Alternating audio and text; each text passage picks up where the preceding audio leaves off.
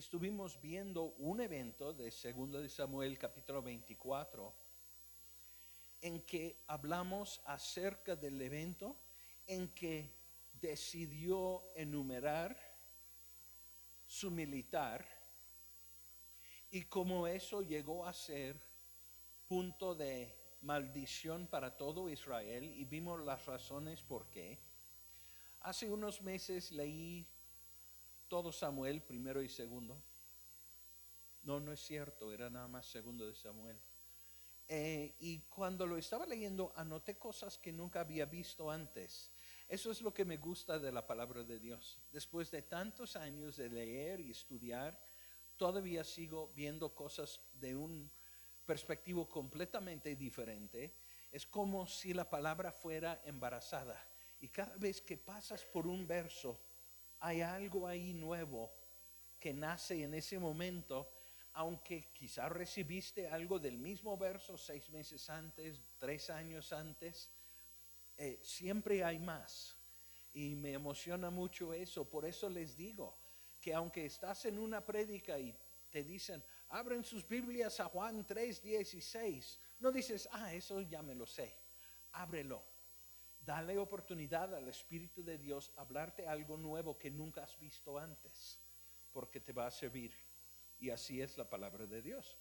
Así que estuvimos examinando el orgullo de David que venía de tanto éxito. La verdadera prueba de una persona, el momento en que ves su verdadera madurez, viene en dos momentos en su vida. En el punto alto, cuando parece que todo le va bien, todo está funcionando, todo está fluyendo, cuando no hay escasez de dinero, cuando las cosas fluyen de maravilla, y también en el momento más bajo. Si quieres saber cómo es una persona, no le escuchas tanto como observas cómo está cuando está en el alto y en lo bajo de la vida, porque vas a descubrir mucho acerca de ellos. Por eso, amados, no se casan con una persona después de 6 meses de conocerlo, porque no has tenido oportunidad de verlo en lo alto y en lo bajo para ver cómo se pone, porque ahí se va a revelar el corazón verdadero de una persona. Así que tenemos dos problemas que están revelados acerca de David en segundo de Samuel. El problema de Betsabé. Recordarán en segundo de Samuel capítulo 12, David vio a Betsabé, decidió que tenía que tenerla. El hecho de que fue esposa de un hombre que había estado en las cuevas con David, a su lado sirviéndole, no le importaba. La embarazó cuando estaba en guerra, su esposo. Luego trató de encubrirlo matando a su esposo en batalla intencionalmente, dando instrucciones a su general cómo hacerlo. Tenemos el concepto de David como un hombre perfecto, pero no fue. Luego, más tarde, enaltecido en su orgullo, tenemos la situación en 2 de Samuel de su censo que hizo del ejército,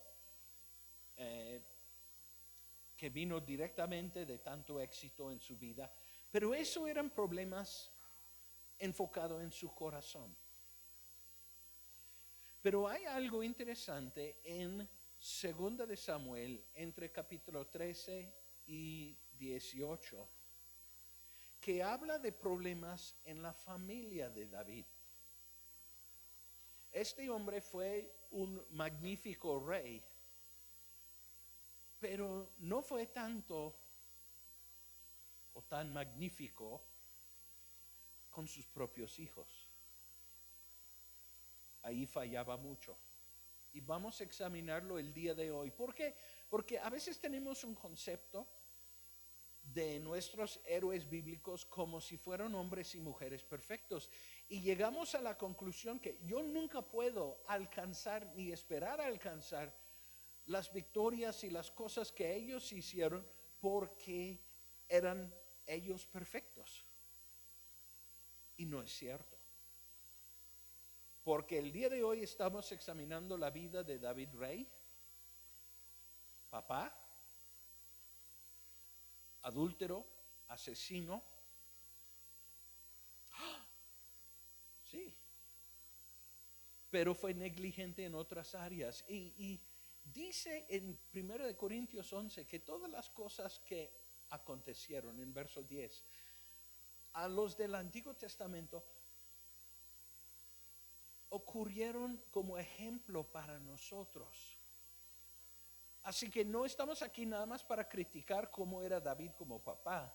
Estamos aquí porque hay cosas que podemos aprender de estas lecciones. Y es importante que sacamos lo que podemos y aplicarlo a nuestra vida. Aprender por lo menos de lo que él hizo mal. Y voy a pedir primeramente que abrimos a Hechos capítulo 13. Hechos capítulo 13. Pastor, si estamos hablando de David, ¿qué hacemos en el Nuevo Testamento? Ahorita van a ver.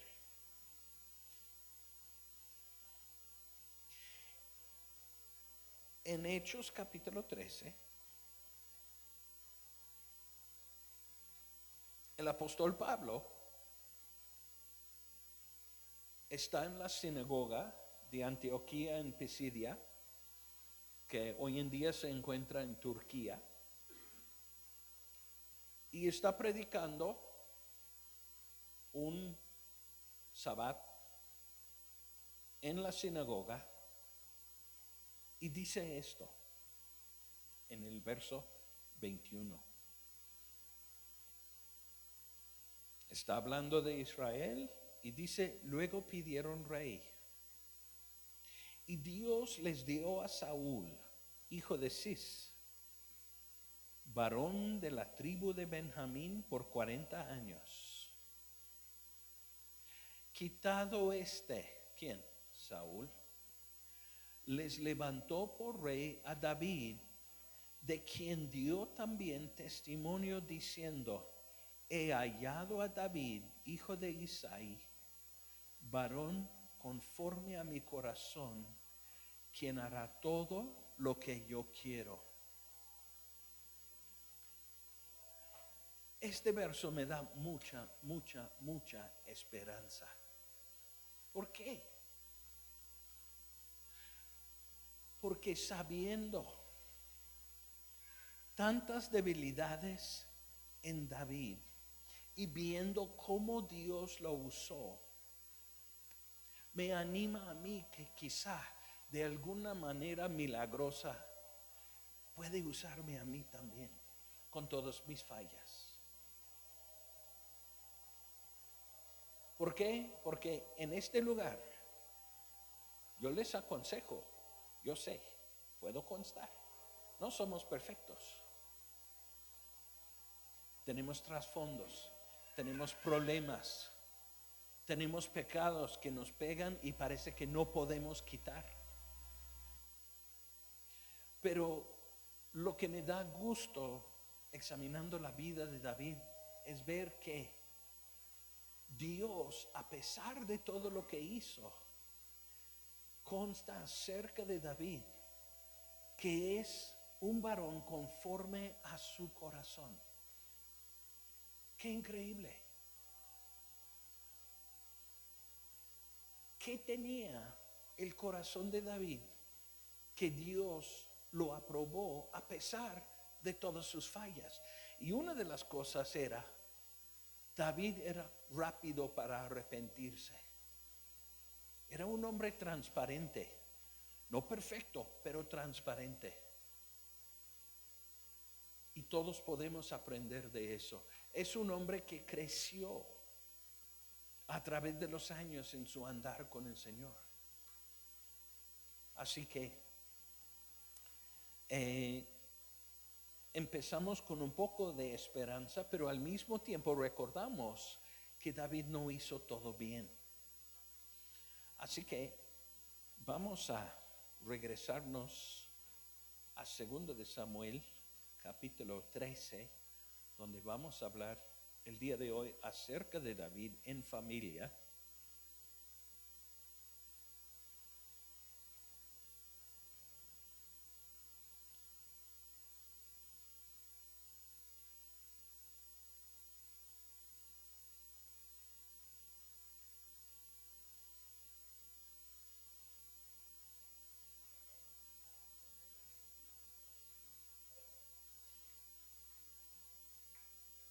Siendo que vamos a estar viendo algunos pasajes largas, no vamos a leer todo, pero les animo llegando a casa leer estos capítulos porque vas a ver mucha información interesante ahí acerca de la historia.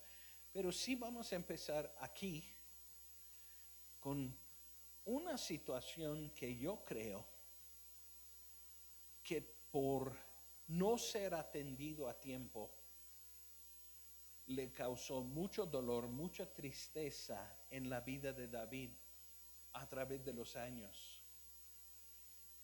Dice aquí en 2 de Samuel 13:1, aconteció después de esto, que teniendo Absalón, hijo de David, una hermana hermosa que se llamaba Tamar, se enamoró de ella Amnón, hijo de David. Ahora, Absalón y Tamar, hermanos, tenían una mamá y Amnón otra mamá, pero los hijos eran todos de David, entonces eran medio hermanos. Y lo que ocurre aquí es, de repente, Amnón se enamora de Tamar. Dice verso 2, y estaba Amnón angustiado hasta enfermarse por Tamar su hermana. Se puede poner ahí media hermana. Pues por ser ella virgen le parecía a Amnón que sería difícil hacerle cosa alguna. Entonces este muchacho ya maquinando qué puede hacer para estar con esta hermana suya, sabiendo que la ley de Moisés prohíbe eso, pero buscando de todas formas una entrada, una manera. Y hay un engaño que viene como resultado. Y hasta el rey autoriza que Tamar va para atender a Amnón. Se finge enfermo, avisan al rey. El rey dice, pues, ¿está llamando para Tamar? Pues mándale Tamar. Sin saber lo que estaba planeado. Más tarde en el capítulo, Amnón viola a su hermana. Y en aquel entonces, esto desencadena un desastre. Porque fue esperado que las mujeres llegarían vírgenes al matrimonio. Básicamente, en un instante, esta mujer se fue, y cuando digo mujer, Tamar tenía como 15 años en este momento.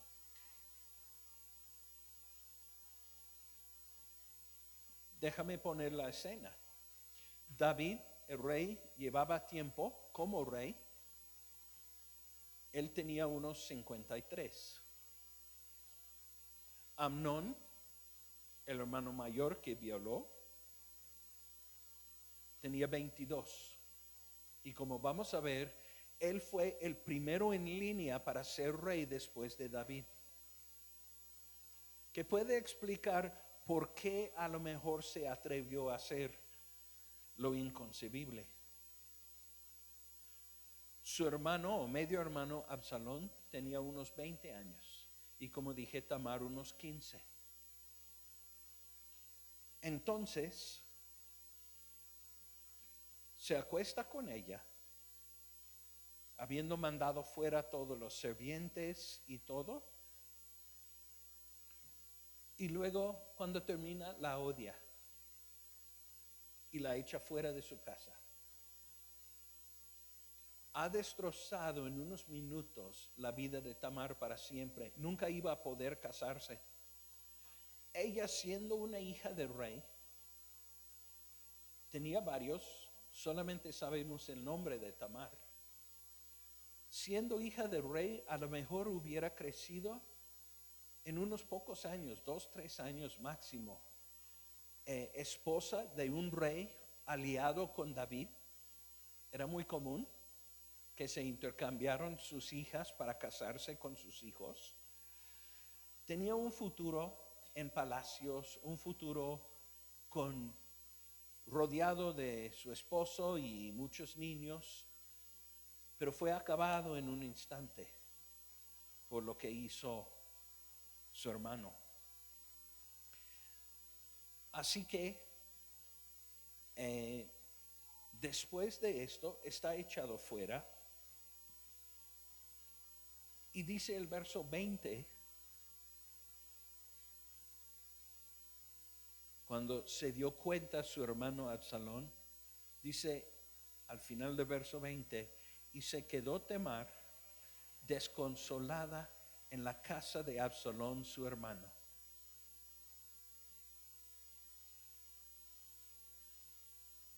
Está avergonzado, ha sido robado de su dignidad, de su futuro. No puedo imaginar la profundidad de su depresión después de esto. ¿Cuál es la respuesta?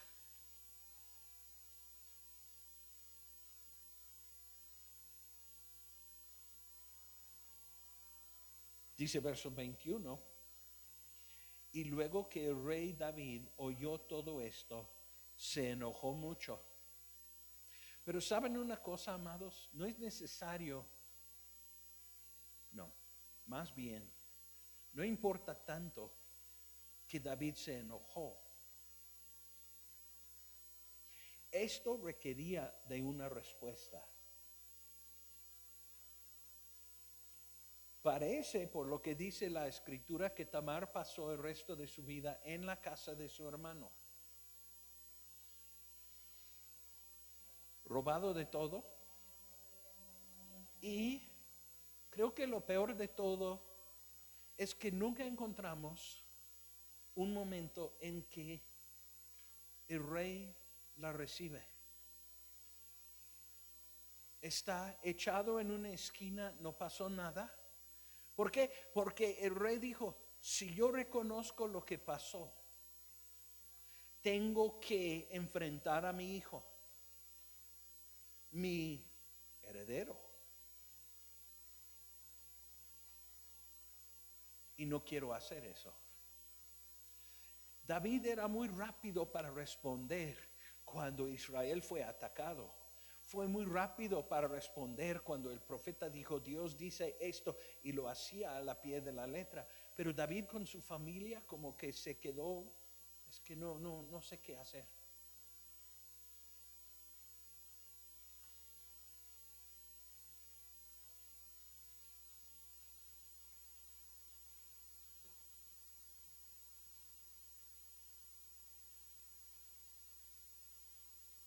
Entonces, Absalón espera. Y cuando por fin tiene oportunidad, mucho después, habla con sus siervos y dicen, vamos a un festival. Va a estar ahí mi hermano mayor. Y cuando yo te digo, en medio de la fiesta, tú vas a matarle a mi hermano. No lo hizo él, pero lo mandó a hacer. Y aconteció exactamente así. Los primeros mensajeros corren al palacio y le dicen a David equivocadamente: se ha levantado Absalón y ha matado a todos los hijos del rey. Y luego más tarde llega otro que dice: no, nada más mató a Amnón.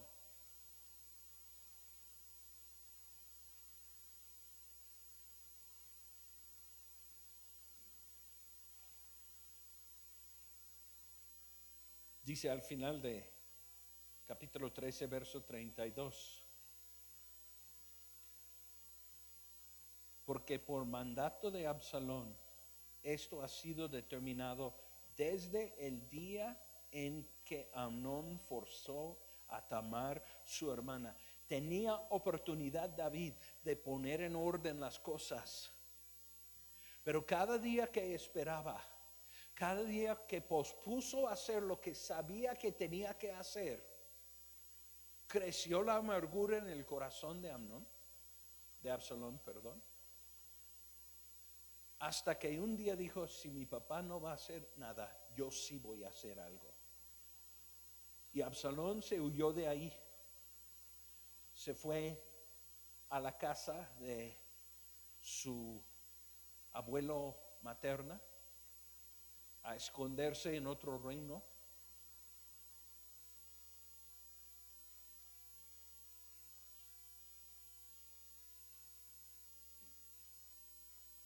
Al final de cuentas, después de varios años,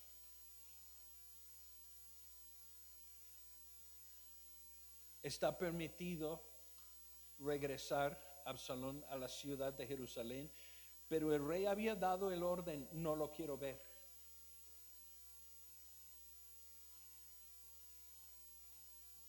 Y yo creo que con esa palabra destrozó el último amor en el corazón de Absalón, porque dijo: no, lo que yo hice fue lo que mi papá debería haber hecho. Incluso lo exige, pero una amargura de corazón tuerce tu manera de ver las cosas. No ves bien lo que estás haciendo, lo que estás contemplando. Pero el día que no respondió, inmediatamente Absalón perdió su respeto para su papá y en su corazón empezó a criticar.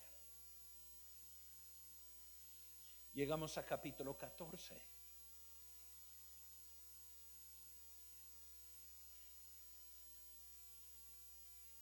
Y Absalón está completamente solo. No puede ver a su familia, no puede visitar el palacio. Bajo arresto en casa prácticamente se queda. Y amargándose aún más. Vamos a dejar la historia aquí por un momento porque tiene otra parte, pero necesitamos considerar qué es lo que pudo haber hecho el rey David. Tú puedes, escuchando esta historia, decir: no, pues Absalón solamente estaba siendo buen hermano, vengando a su hermana. Pero déjame decirles primeramente que yo creo que hubo un poco más en la historia que lo que leímos. Y ahorita vamos a ver visualmente qué fue.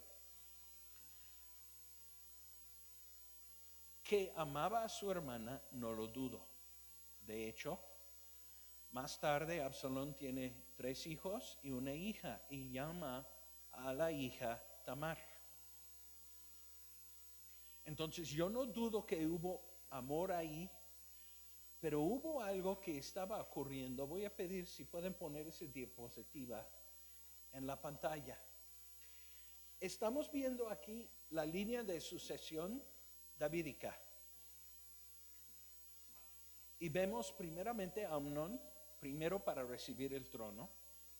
Obviamente con su muerte,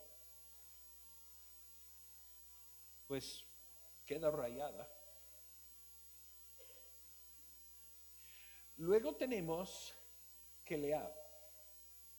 También en Primera de Crónicas está llamado Daniel, que hubiera sido segundo en línea, pero no encontramos nada de información acerca de él. Está mencionado como el segundo de los hijos de David, pero realmente no hay más información acerca de él. ¿Qué significa eso? Puede ser por la tasa de mortandad en aquel entonces, especialmente entre los niños, que se murió. Puede ser que no tenía interés en ser rey. Puede ser que estaba o físicamente o mentalmente dañado de forma de que no pudo servir. Quizá nació ciego o pues realmente no tenía capacidad mental para servir. Pero no encontramos ninguna otra mención en la Biblia. Recuerda, no está comentando acerca de la vida de cada una de estas personas, nada más los nombra, así que no tenemos más historia. Pero quiero que veas lo que pasó cuando Absalón mató a su hermano. Se puso primero en línea para ser rey. Y estoy seguro que cuando sacó el complot para matar a su hermano, que también entró eso.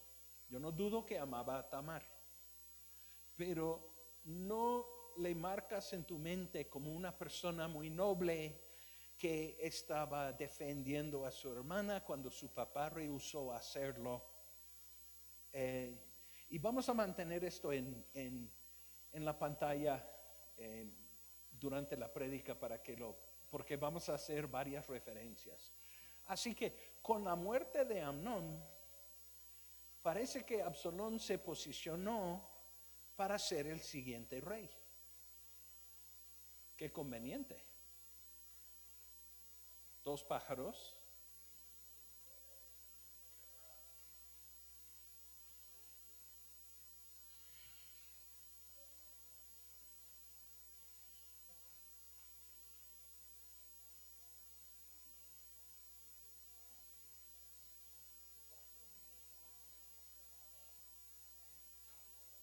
Qué historia de más intriga, ¿verdad? Están todos viendo. ¿Qué sigue? ¿Qué sigue? Ok.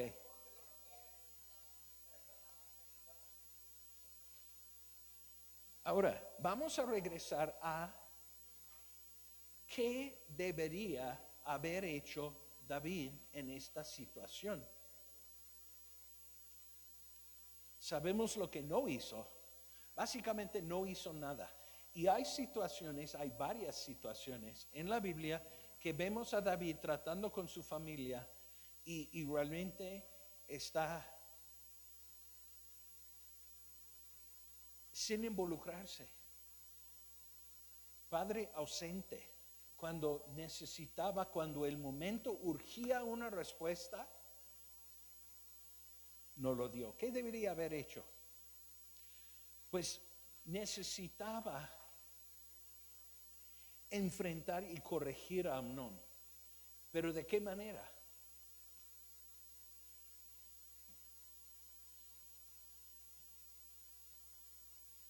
Ojalá que pudiera hablar con David y aconsejarlo. Mi sugerencia sería esto. Primeramente, Levítico 20:17 dice que por hacer lo que ha hecho Amnón, merece la pena capital. No porque la violó. Es interesante. En Éxodo y Deuteronomio, eso está arreglado en la ley. El problema es que fue su hermana.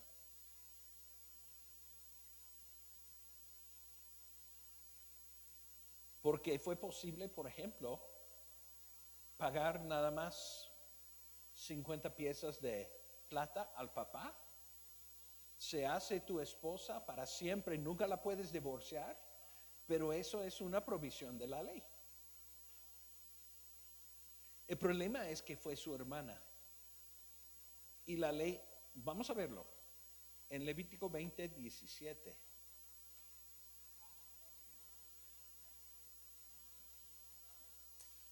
¿Cómo debería haber enfrentado esto David?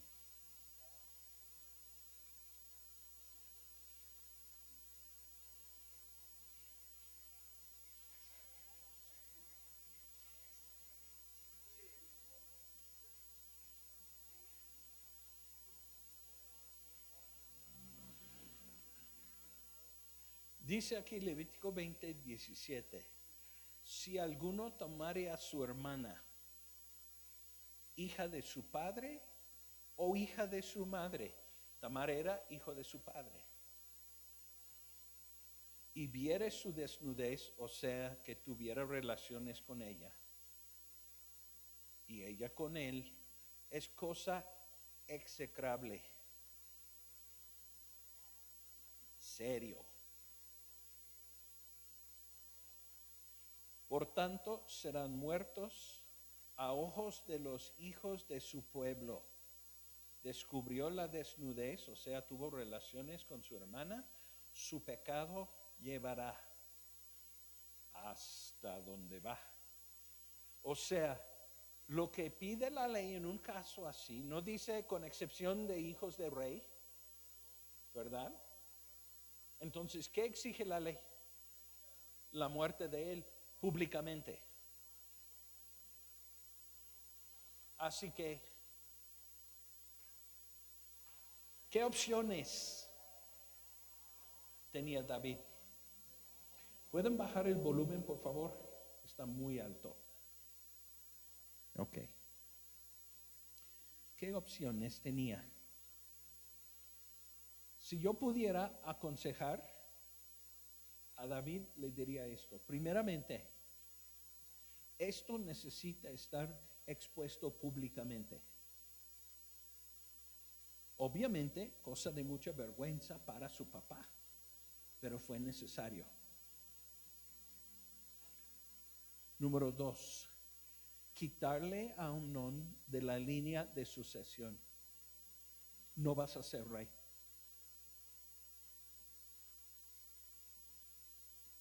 Número 3,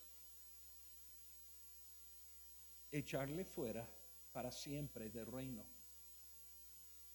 Y número 4, y esto puede amortiguar lo que hizo un poquito. Decir, David, yo me hago responsable por no haber criado bien a mi hijo para que hiciera esto. ¿Por qué? Porque el pueblo amaba a David y le iba a servir para amortiguar lo que había hecho, porque algunos van a estar exigiendo pena capital. Entonces, si acepta parte de la responsabilidad, yo creo que es la mejor cosa que pudo haber hecho. Por lo menos sabe que su hijo amado sigue viviendo. En otro lugar, expulsado, sin posibilidad de ser rey, y públicamente. Creo que eso sería algo factible que pudo haber hecho para salvar la vida. Pero, ¿qué de Tamar? Porque el pecado más grande fue cometido contra Tamar por su papá. ¿Qué debería haber hecho? ¿Dónde pasó el resto de su vida? En la casa de su hermano. Ella necesitaba administración. Ella más que todo necesitaba a su papá en ese momento. ¿Qué debería haber hecho? Inmediatamente al saber, tú vienes aquí al palacio, y ministrar a su trauma, a su desgracia, y empezar, imagínate que si había hecho esto, empieza a salir en público con su hija. abrazada. En el principio va a agachar la cabeza porque va a decir, no, pues esto esparció. Sabía el pueblo lo que había pasado. Pero para ver que el rey la apoya, quizá hay la posibilidad que más tarde ella se casa con, no sé, un viudo de buenos medios dentro del reino. Algo pudo haber pasado para rescatarle la vida, pero necesitaba más que todo el apoyo de su papá y no lo recibió. Qué cosa más triste.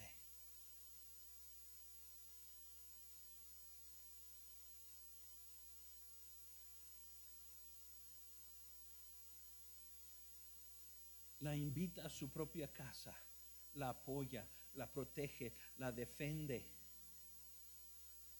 apoya su dignidad, validar su trauma, pero no dejándola aislada y olvidada, avergonzada así como hizo.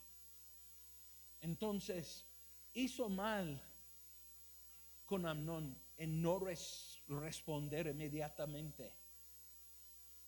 Pero creo que el pecado más grande fue cometido por David contra Tamar, no por su hermano contra Tamar. Porque él pudo haber rescatado, amortiguado mucho de lo que vivió y no estuvo ahí. No tenemos mención en la Biblia de que se volvieron a ver. Y la no respuesta de David causó que Absalón perdió el respeto y abrió la puerta para lo que viene en los siguientes capítulos.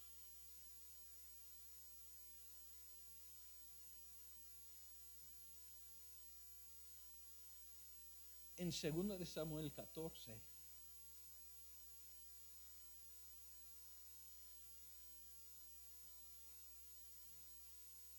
Absalón quiere mandar un mensaje a su papá, pero es parte de un plan. Entonces, sabe que al lado de su casa está el terreno del general Joab. Y empieza a hacer necedades. Y pronto llega Joab con él para reclamar.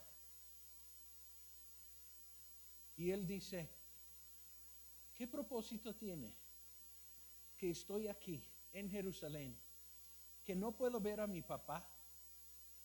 O sea, mejor me muero.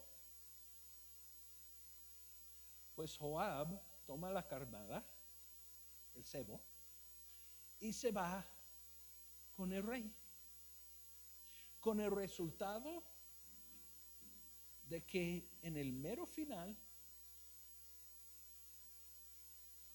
de capítulo 14, en el verso 33, dice, vino pues Joab al rey y se lo hizo saber. Entonces llamó a Absalón. Ya habían pasado 4 años en su casa en Jerusalén. Ya 7 años desde que mató a su hermano. El cual vino al rey e inclinó su rostro a tierra delante del rey, y el rey besó a Absalón. Y pensamos, ¿todo bien? No. Porque la amargura en el corazón de Absalón había llegado a tal grado de que ya tenía un plan. Y parte 1 del plan fue restauración con su padre. No porque anhelaba una restauración, sino simplemente porque para seguir el plan iba a tener que hacerlo. A partir de ahí, en capítulo 15, vemos cómo él va poniendo en orden su plan. Empieza a aparecer en la puerta de Jerusalén, donde se juntaban los jueces. Y cuando escuchaba de un caso, quedó ahí a un lado, meneando su cabeza. Perdiste tu caso, hermano. Sí, ¿de dónde vienes? Su siervo viene de... Y cuando empezó a inclinarse, se acercó a Absalón y lo abrazó. Imagínate un líder en Israel abrazando a un ciudadano. Pues todo el mundo amaba a Absalón a través de tiempo de hacer esto. Y llega el día en que dice, ok, ya es tiempo. Y dice en 2 de Samuel 15:10, entonces envió Absalón mensajeros por todas las tribus de Israel diciendo, cuando oigáis el sonido de la trompeta diráis, Absalón reina en Hebrón, se está declarando rey. Dice, soy el siguiente en línea. Mi papá no me castiga, no me reprende, no hace nada con sus hermanos, deja que nosotros hacemos lo que queremos. Yo me voy a declarar rey.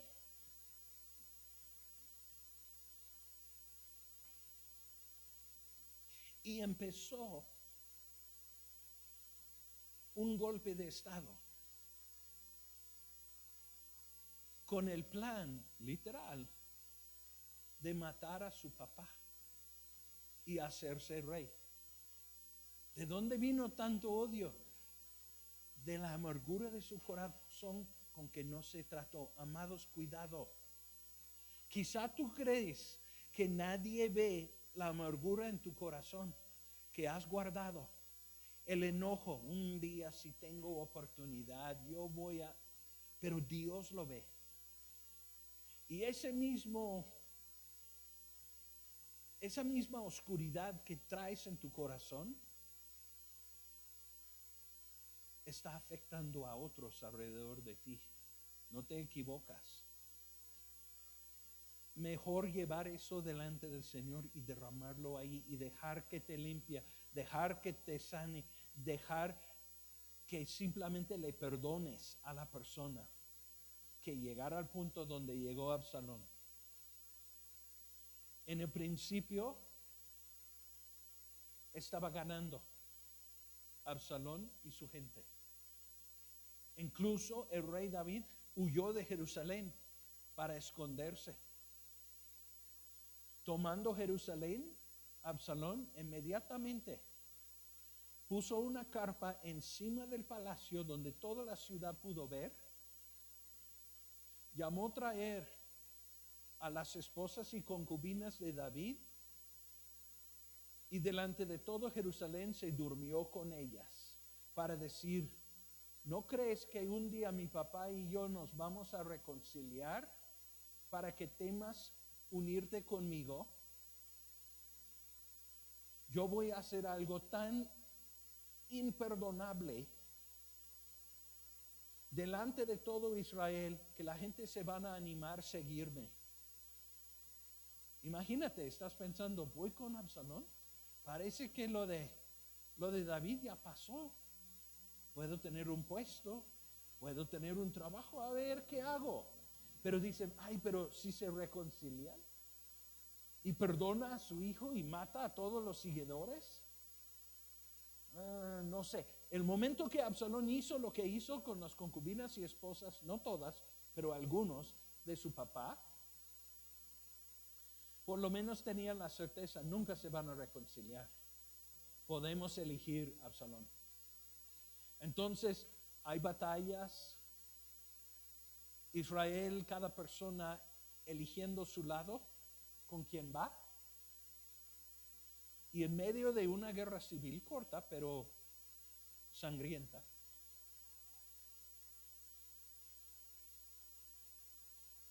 por fin en un momento está huyendo después de una pérdida Absalón. Está sobre un asno. Se me hace que pudiera correr yo más rápido que eso, pero está sobre un asno. Y de repente pasa un árbol y se enreda entre las ramas y se va el asno y está colocado ahí. Tenía cabello muy largo, muy de envidiar, ¿eh?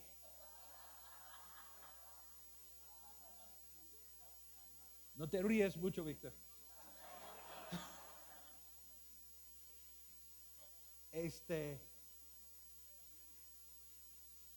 Y estando ahí, llega el general y le traspasa. A los demás temían hacerlo, pero se muere Absalón ahí colgado en el árbol.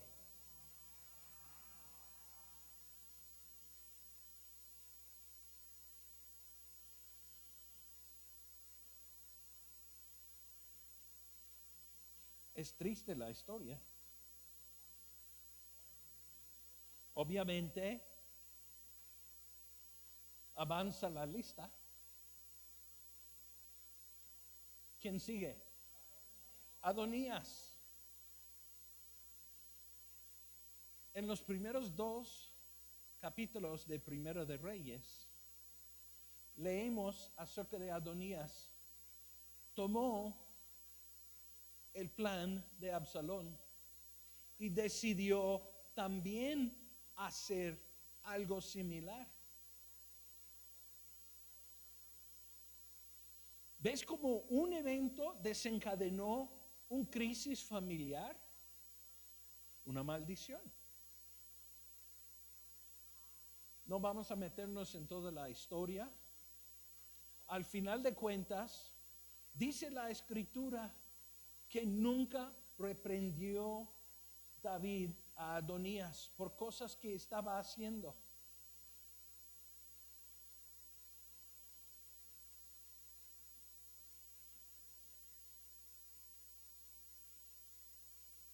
Hay una lección aquí.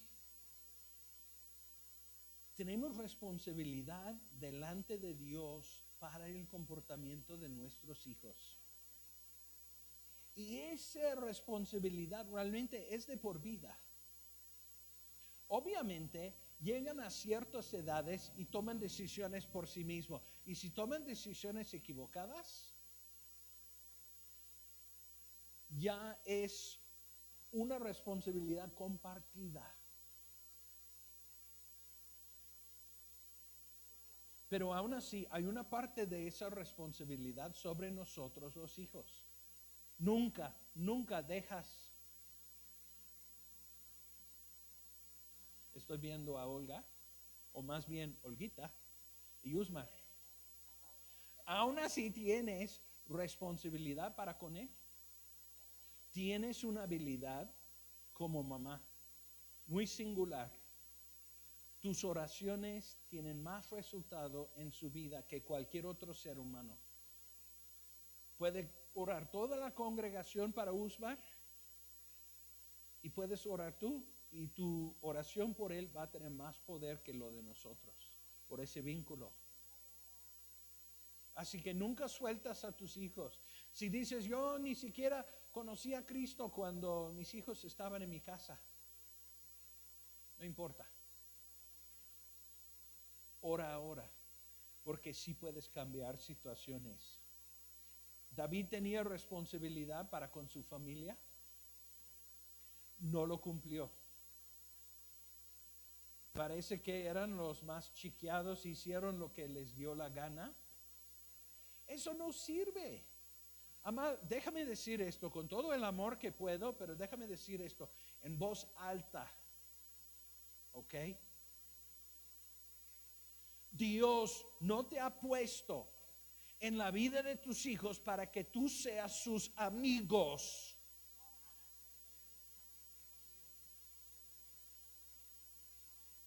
Ay, es que si le digo que no, se va a enojar conmigo. Es tu trabajo decir que no.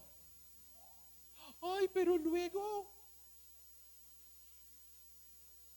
vas a tener responsabilidad delante de Dios por lo que sale. Ouch, ¿puedes decir amén? ¿O ay de mí?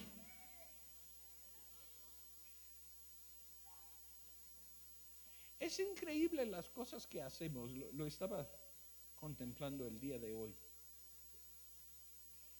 Si yo quiero aprender a tocar el piano, ¿quién busco?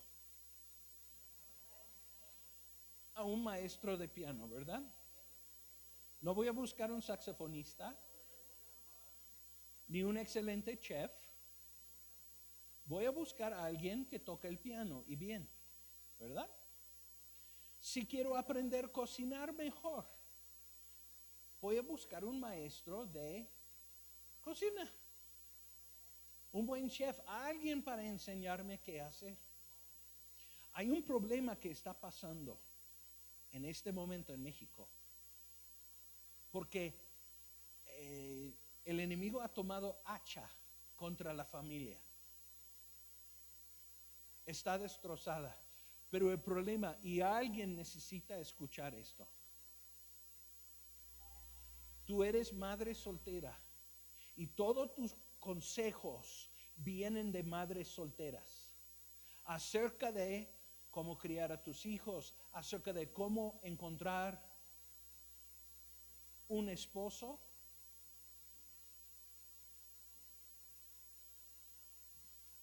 Vas con el saxofonista para aprender a tocar piano. La madre soltera que tú estás recibiendo su consejo no sabe la respuesta. ¿Qué haces preguntándole a ella? Es que necesito saber cómo manejar relaciones, necesito saber cómo conseguir un hombre, necesito saber cómo criar a mis hijos. O sea, busca a alguien que lo ha hecho y exitosamente.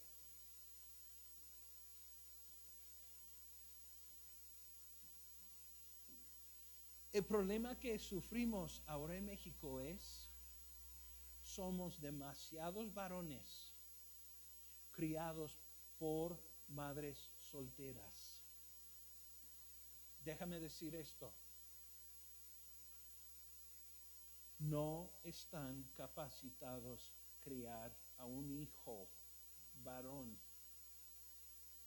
Disculpe que lo digo. No, pero yo pido ayuda del Señor y yo no dudo que lo da.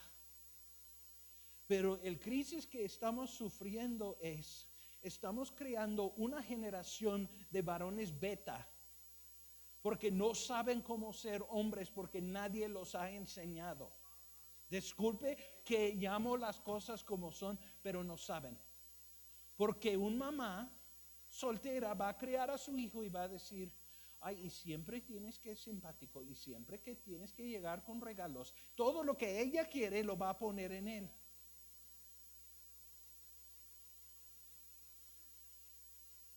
No, tú tienes que aguantar sus berrinches y tú tienes que, te digo.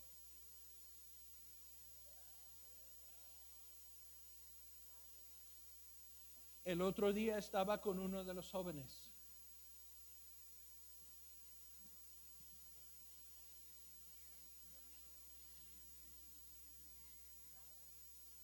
No.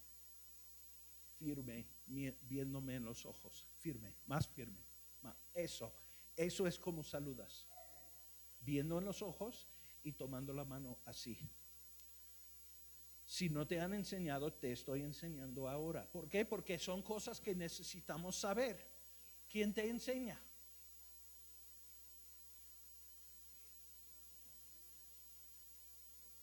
Hay algo que aprendí hace muchos años. No hay mamás que están enseñando esto.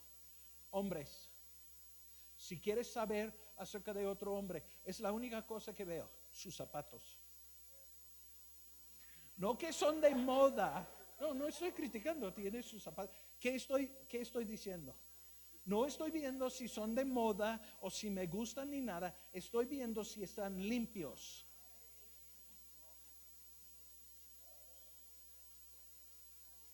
Y he aprendido bien. Cada vez que me ves,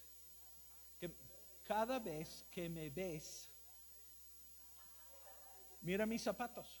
Siempre están bien. Tú puedes saber mucho acerca de un hombre viendo sus zapatos.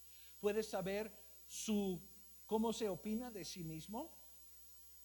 Puedes saber si está en dificultades financieras. Puedes saber un montón de cosas. Son cosas que en la sociedad creado por mujeres nadie te enseña. Y son de mucha importancia. Porque en el mundo, en los negocios, hay otros que sí saben y sí se están fijando.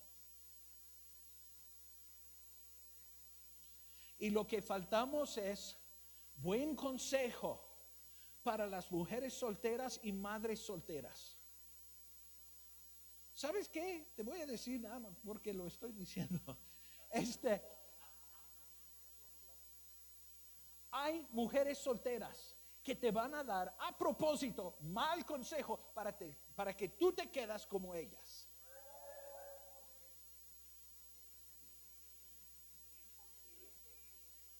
Es cierto.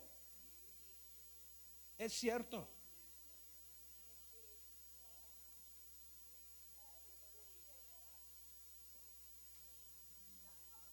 Así que ¿por qué van con ellas para recibir consejo? ¿Qué hago en este caso? Oh, no, haz esto y esto y esto y esto. Y va a caer a tus pies. No me dejó, no entiendo.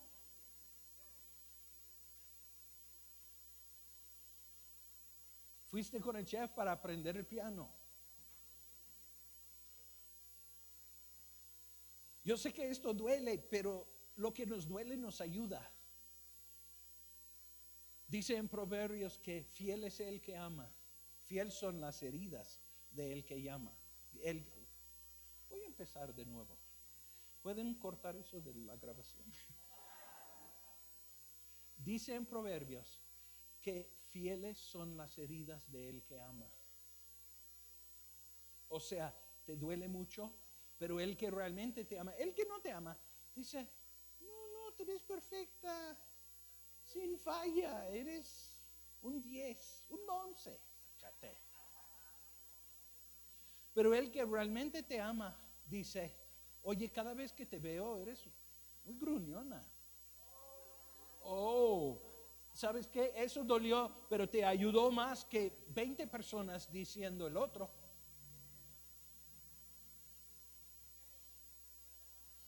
¿Es demasiado verdad para ustedes? Espero que no. Ouch, ouch, nos está pisando. Pues sí. Vamos a terminar este estudio. Al final de cuentas, ¿qué hizo David con Adonías? No hizo nada. Así que, al final de cuentas, tomó el reino Salomón. Ahorita hablaremos de por qué, porque le ves aquí al número 7. Tomó el reino Salomón y decía Adonías, a lo mejor Salomón es tan débil como mi papá. Y decidió pedir la última esposa de David como su esposa. Fue con Salomón y dijo, hermano, siempre te sonrían cuando están por echar el cuchillo. Dice, hermano, amado, y con el beso de Judas, dice, fíjate, ¿te acuerdas de Abishag, la esposa de mi papá? Ah, sí, fíjate que me gustaría casarme con ella. Ella era una joven que nunca tuvo relaciones con David, nada más fue traído a su cama para mantenerle en calor cuando estaba muy viejito.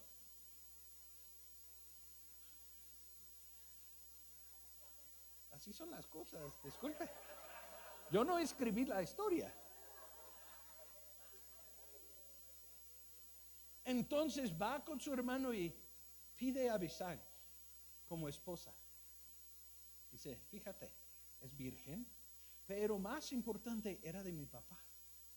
Yo creo que estaba buscando otra vez levantarse contra su hermano, pues yo soy mayor. Además, mira, tengo esposa, la que era esposa de mi papá. O sea, y Salomón se dio cuenta de lo que estaba pasando. Y él no jugaba. Yo no sé si aprendió la lección de su papá o simplemente dijo, Ya, quizá era de corazón diferente. Lo mandó a matar. Así que terminó la historia de Adonías. Vemos en pocos versos que era una persona muy manipulador, que era una persona muy arrogante, quería ser visto, y por algo Dios le rechazó como rey.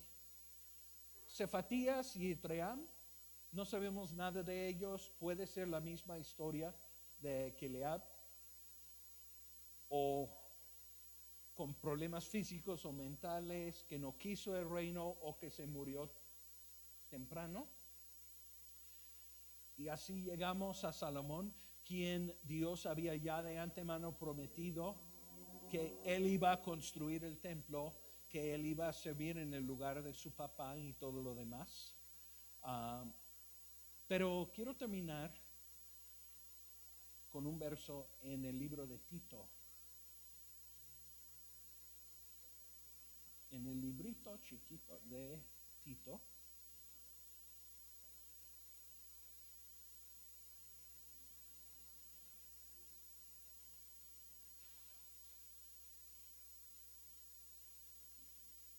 Capítulo 2.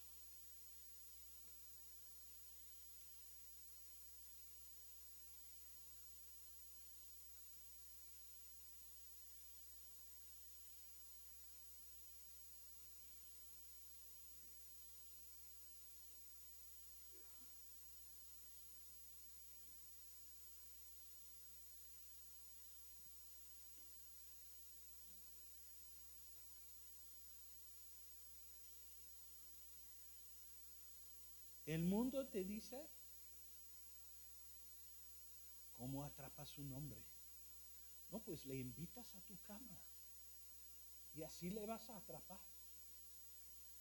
Y luego si te embarazas, mejor.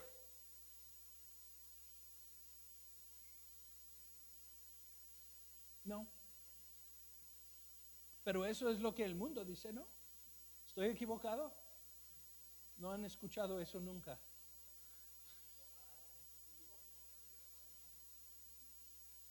¿Y qué pasa? Llega el bebé y vuela el novio. ¿Y qué pasa? Estoy sola con esta criatura. Llega 1, 2, 3 y luego, ¿quién te busca? Fuiste engañada. Pero hay un remedio que tiene la Escritura.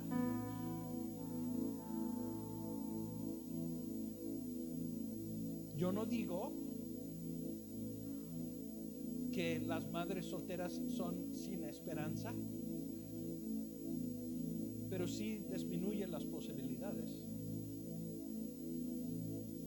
Ay, pastor, eso es muy cruel. ¿A poco no sabe todo el mundo lo que estoy diciendo? Disculpe, pero aquí hablamos de verdades. Aquí en Tito capítulo 2,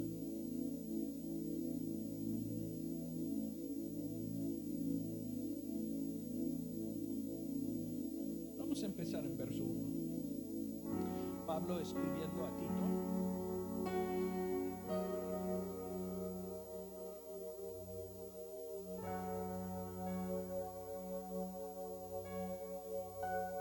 Tito, con la responsabilidad de levantar las iglesias en Creta, un lugar bien difícil.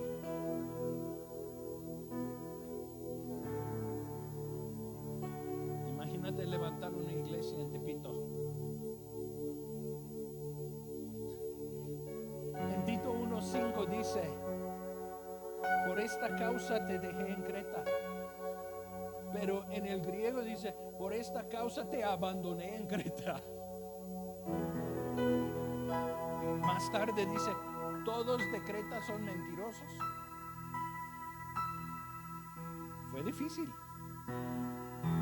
Pero en capítulo 2, verso 1 dice: pero tú hablas lo que está de acuerdo con la sana doctrina. Que los ancianos sean sobrios, serios, prudentes, sanos en la fe, en el amor, en la paciencia. Mira lo que sigue. Las ancianas. Ahora, anciana no siempre significa viejito, ¿ok? Habla también de madurez espiritual. Las ancianas asimismo sean reverentes en su porte, no calumniadoras, no esclavas del vino, maestras del bien, que enseñan a las mujeres jóvenes a amar a sus maridos y a sus hijos, a ser prudentes, castas, cuidadosas de su casa, buenas, sujetas a su marido, para que la palabra de Dios no sea blasfemada.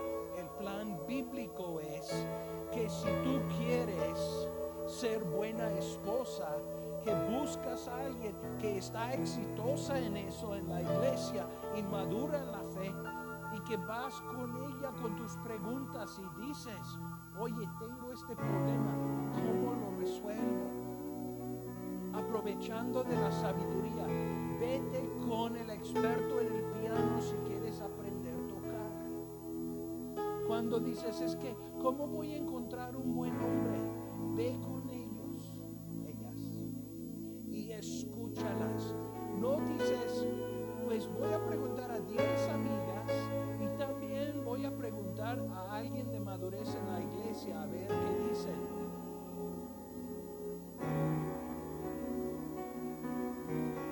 Vas a recibir información equivocada del mundo. Acéptalo, abrázalo, entiéndelo. Ay, pero ellos son de hace mucho tiempo, no entienden. No, las cosas que saben te van a servir. Eso es el plan de Dios. Antes de que sales y haces una mensada, que recibes consejo, que andas con sabiduría, que no seas víctima de tus propias emociones. No, yo sé que no está perfecto. Y yo sé que sale con sus amigos a los bares 7 veces por semana, pero él nada más necesita una buena mujer para enderezarlo. Pregunta, ¿cuánto éxito han tenido tus conocidos acerca de eso? Déjame decir esto. Si tú vas a los antros para encontrar a tu futuro marido, ¿qué hay en los antros? Futuros o actuales alcohólicos. No, voy a ir y luego le voy a convencer que sirve al Señor y que deja todo eso. No. Tú buscas a alguien que ya está sirviéndole al Señor, que no tiene apetito para el vino o para los vicios, y en vez de rescatarlo, unes tu vida. El plan de Dios es esto: que los varones llegan con los que no tienen patrón patronal en su vida y les dice, no lo hagas así, hazlo así. La escritura dice esto, manéjalo de esta manera. ¿Y saben qué? Hay un montón de personas aquí que yo sé que daría todo el tiempo que necesitaras para aconsejarte.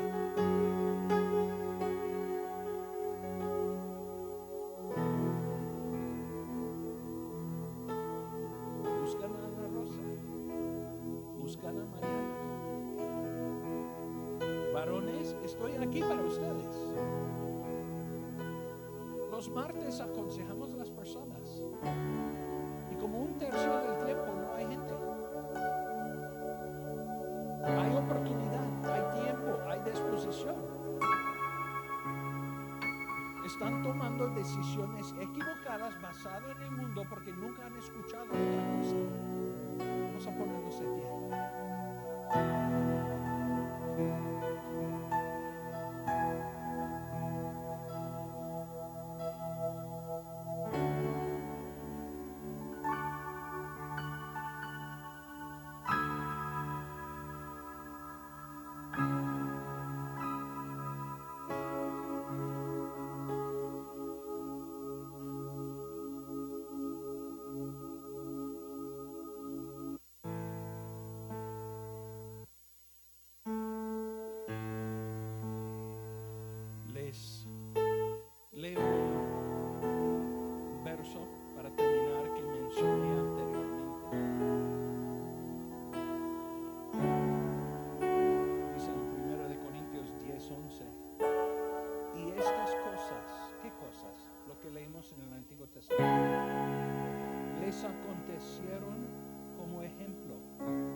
están escritas para amonestarnos a nosotros, a quienes han alcanzado los fines de los siglos.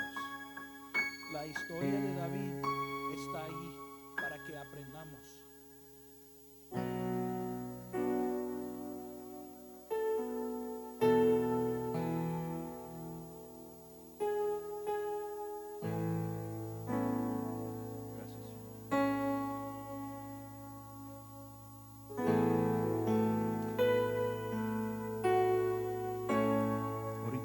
Toca la Santa Cena, pero vamos a orar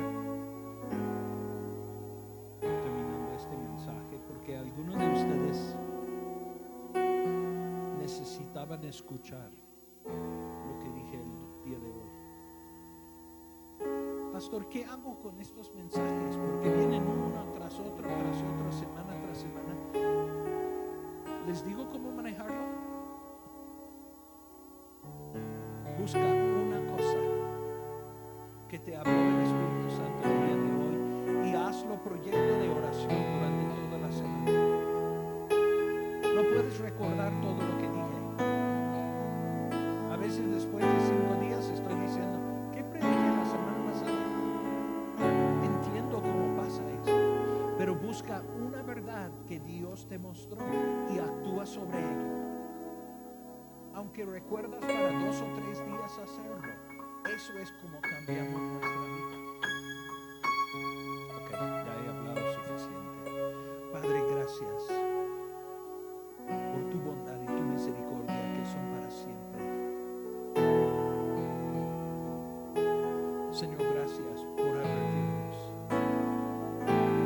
Debe ser doloroso para ti ver cómo caen una y otra vez tus hijos en las mismas cosas, por las mismas razones. Satanás no necesita inventar algo nuevo. ¿Por qué? Porque caemos tan rotundamente en las mismas cosas de otros. Caímos, pensando, eso nunca va a pasar conmigo. No, mi situación es distinta. Señor, déjanos aprender de lo que hizo y no hizo David. Un papá pasivo,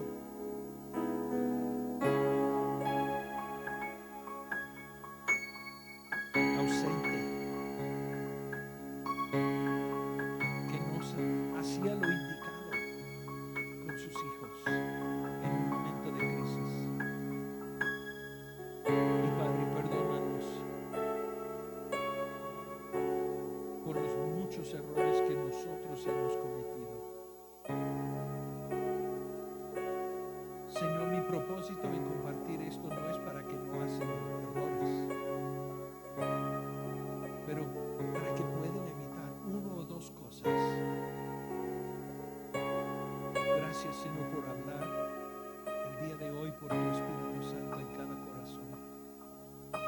Y te damos